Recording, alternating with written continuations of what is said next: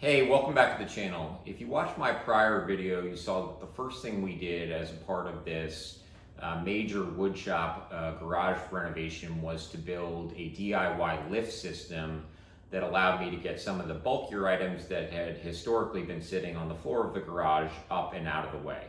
The second step and the focus of this video was to build the Mitre Saw Station that you see here behind me.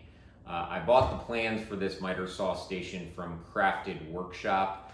If you haven't seen their channel, they have some really good content there that I check out all the time. So I just want to make sure I'm giving credit where it's due. But as usual, I made some modifications to those plans to make sure it was fitting my very specific situation and needs. And the purpose of this video is to show you how I built it and how it came out. The first thing I did for this miter saw table was to build two simple structural frames out of 2x4s, which would then be bridged in the middle with a platform for the actual saw. These frames just consist of two horizontal rectangular sections with supports at regular intervals down the middle, then attached to four vertical beams at each of the corners. One of the rectangular sections sits at the top to support what will become the work surface, and the other just above the toe kick area. I've always found this to be a really simple and useful structural design because it's easy to build, incredibly sturdy, and most notably allows for cabinet or drawer inserts if desired or required. With those built, I started to work on installing a ledger board along the back wall with my laser level and some spare 2x4s. A ledger board isn't necessarily required for this type of table, but if you're not planning on moving it, I find them useful because they provide additional security and an effective means of leveling the back edge. Aesthetically speaking, I also like the look of having the work surface flush with the wall. Once the ledger board was installed and the frames were aligned in the right position, I used 3/4 inch plywood to create the work surface for all three sections. One small tip that I received that I would just pass along is to make sure that the middle platform on your miter saw table is at least 1/4 inch lower than the height of the cutting surface on your miter saw. It's much easier to shim your saw up 1/4 inch than it is to adjust the height of the platform once it's already been constructed.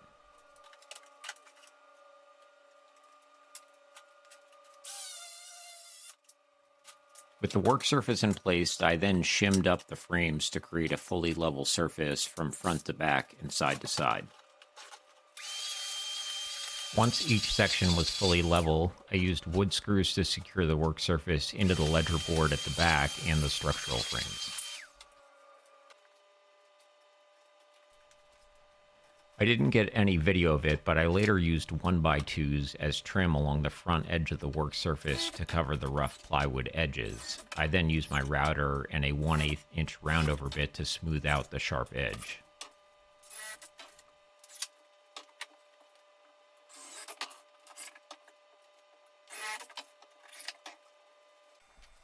Once the table was built, I began working on the drawer inserts. I made these out of 3/4 inch plywood with two sections to each insert and one insert for each side of the table. Each insert would hold 8 drawers for 16 drawers in total. I'll admit that even though I've installed a ton of drawer slides, I still find it to be a pretty tedious and imperfect process. I've tried who knows how many methods, and none of them seem to be really foolproof, and I always end up needing to make some small adjustments at the end. I did end up really liking these center line overextension drawer slides that I used. I've historically used full extension slides, but these were actually better than I anticipated, especially for a workshop where small parts and pieces end up hiding at the back of your drawers. With the first insert finished, I moved on to the second on the other side of the table. I used 1/2 inch plywood for the drawer faces, which was actually a little trickier than I would have expected because I couldn't find screws that were 1 1/8 inches, so I ended up countersinking 1-inch screws a little deeper than I would normally to get through as much of the face material as possible without coming through the front.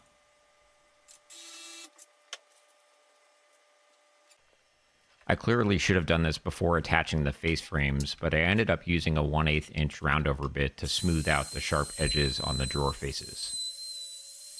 Now, one of the things I really liked about these plans is that it incorporated a stop block system that didn't require an additional miter saw fence. I never really liked the idea of a long miter saw fence because it basically negates the use of that workspace unless you're planning on taking it off consistently.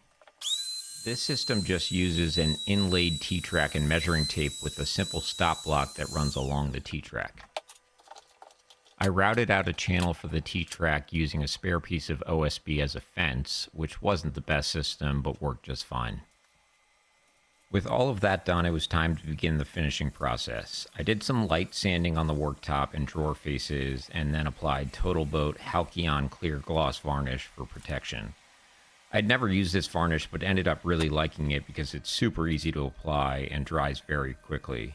I did a couple of coats, followed by some additional light sanding, and then a final coat.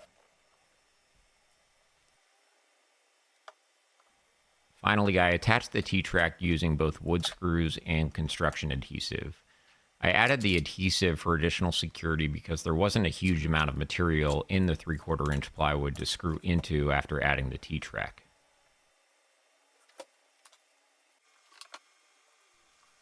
I then leveled off the saw and attached it to the work surface, added a dust collection hose, and then the measuring tape.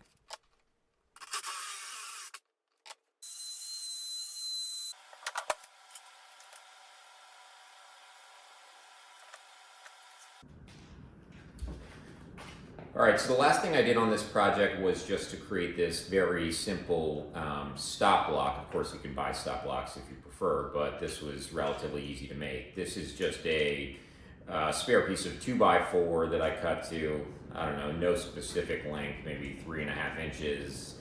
And then I attached a very thin strip of 1/4 inch plywood. So this is cut to a width of 11/32 of an inch. The reason it's cut to that specific size is because that is the width of the top portion of this T-track. So I cut that thin strip to the same length as the 2x4, used a speed square to make sure that it was perfectly perpendicular to the two faces of the 2x4, and attached that with wood glue. And then once it was set, I used my oscillating tool to cut out a small section so that the T-bolt could sit in the middle. I just drilled a hole through the 2x4 the same size as the T-bolt, and then it just sits like that with the knob to tighten it here. What I can then do is then just slide this into the T-track. The little piece that I attached at the bottom prevents this from wiggling left and right. Now, you might be able to do that just by tightening it significantly, but this was easy enough to do. And I can set it at whatever length I'm looking to make my cut on the miter saw. So if I wanted to make a 27-inch cut, I could just push it right up against the 27, lock it down, and then make my cut. So let's test it out and see if it works. All right, so I've got a spare piece of 3/4 inch plywood. I set this to 25 inches because this is just a little bit longer. So we're just gonna set it against the fence here, push it up against the stop block, make a quick cut, and then we'll test to see how accurate it is.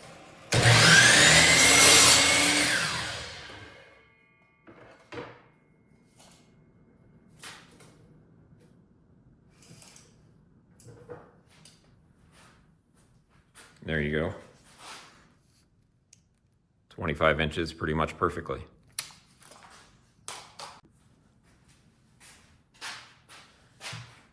All right, so now that we're done with this build, let's, as usual, talk about some of the issues I faced. Overall, this was relatively straightforward, so there weren't too many, but I'll just touch on a couple. All right, so the first and only real issue I faced in building this Mitre Saw Station was related to the placement of this measuring tape. So I'll talk you through the process I used, and then I'll talk you through the process I think I would use it with the benefit of hindsight if I were doing it again. So what I did once the actual table was built was I mounted up the tool I used shims to make sure that it was level, and then I used screws and ultimately hex bolts to secure it to the table. Then in terms of placement of the measuring tape, I measured the distance from the edge of this table to the edge of the miter saw blade. I cut the measuring tape at that point. So in this example, it was almost 18 inches from the edge of the blade. So I cut the measuring tape at that point, and then I laid it down. Now, there's nothing particularly wrong with that process, but it wasn't quite precise enough. So you saw me make a test cut earlier in the video that ended up with a perfect cut, but it wasn't like that at the outset. So when I had originally placed the tape and made a test cut, it was off by a 16th or a 32nd of an inch, which isn't candidly that big of a deal, but I didn't want it to be perfect. And so the challenge that I was faced with then was the only real way to make an adjustment using the system that I was planning on using was to shift the actual tool. And when you're shifting, I don't know, whatever it is, 40, 50 pound tool by a 16th or a 32nd of an inch, it's a little easier said than done, especially when you want to make sure that it continues to stay level and that the fence system continues to be in line with the T-track. So I did end up going through that process, and it was a bit of additional work. I'm happy with the end result. As you saw, eventually it was perfectly accurate, but that did take a bit of time. And just to mention, I do think there is one other alternative that I've seen people use that I think is much easier in terms of adjustability, but felt a little strange to me, which is why I didn't end up using it. So that other alternative you can use is as an example, if it says, if this is precisely 20 inches away from the edge of the blade, you actually set the measuring tape out an additional inch or two. So let's just use 2 additional inches as an example. So even though this is 20 inches away from the blade, the measuring tape will say 18 inches at that point. You then have an indicator set back from the face of the stop block 2 inches that points to where the 20 will now be. It's a little confusing to explain, but hopefully that makes it reasonably clear. So the indicator would point to 20, the number 20, but the cut will actually be made 2 inches from the indicator on the face of the stop block to create an actual cut that's 20 inches. Again, it was a little confusing and something I had to think about a little bit, but I have seen a number of people do it that way. And the primary benefit of that method is, let's say as a result of using the saw or whatever, the saw begins to shift a little bit, and so your cuts and start to be slightly inaccurate. In that situation, all you have to do to remedy the situation is shift the indicator a little bit, which is a very easy process, versus what I would have to do or will have to do if this becomes misaligned at some point in the future again, is I'll have to shift the actual tool, or I suppose I could just rip up the measuring tape and try and relay it down, but that's obviously not an ideal process either. Now, if you don't like the idea of using the indicator because you don't always want to have to use your stop block, you want to be able to just use the measuring tape ad hoc if you want to make a quick cut. I was thinking about ways that I could have done my process better, and I think what I would have done if I were doing it again with the benefit of hindsight is the following. I would lay a piece of material across the miter saw against the fence, and then I would mark the end of it. Where that end is doesn't particularly matter. I would just mark where the end of that piece of material is. I would then make my cut and measure the piece of material that I had cut. So let's just say I made a 23 and 3/8 inch cut. Then you know that that mark that you had made prior to making the cut is 23 inches and 3/8. You can then just take the actual measuring tape and align that specific point and then push the rest of the tape down in both directions. I think, I mean, obviously I've never tried it, I think that might be a better way and will mitigate the potential for some inconsistencies as I had experienced. Yeah, just in case you're interested in using, you know, the method I use, but want a better means of getting there. Okay, so the last thing I'll touch on here is that you should be considerate of is just the width and depth of the platform that the miter saw actually sits on. Now, I have this DeWalt miter saw. It's a sliding compound miter saw, DWS 780. And for the most part, it's been a great tool, but it does have a couple aspects to it that aren't really ideal. One of which is the fact that it has this enormous extension rod at the back of it that allows it to be a sliding miter saw. The problem is that results in it needing to sit relatively far away from the wall if you're planning on having the miter saw table sit against the wall. Additionally, you need to make sure that you're allowing for space to, you know, actually make miter cuts. So I wanted to make this wider than it needed to be so that I wouldn't have any problem moving the saw, you know, both directions as far as it will go. So that's why you see some extra space on both sides. Now, the downside to that is that when you come back to your measuring tape here, you know, I can actually only use this if the cut is at least 18 inches long. So, you know, that's not perfect, but it's something that I felt fine dealing with. I think in, you know, maybe in more recent versions of this saw, I'm not sure. Certainly, I've seen in other brands, they have more efficient means of having a sliding miter saw that doesn't require such a big extension rod here, but that was something that I had to think about in my situation.